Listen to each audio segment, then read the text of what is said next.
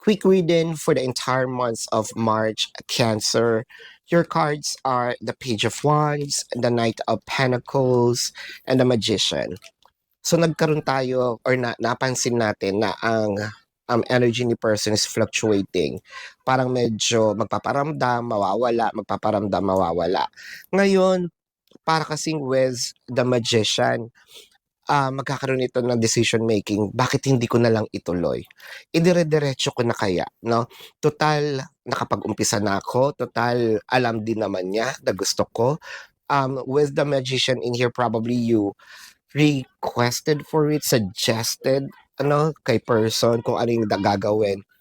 Nagkaroon lang ng konting silence because I think that your person is re-evaluating the situation. Pero parang bigla niya marirealize, why not, no? So, ito yung mga bagay na kung merong fluctuations of energy ng mga nakaraang araw, linggo, or buwan, I feel like this time medyo dire-diretso. And yung pagkakadire-diretso nito is according to your likings, no? So, this is your quick reading for the month of March, Cancer. Predicting future is my purpose. Yelling the stars alive.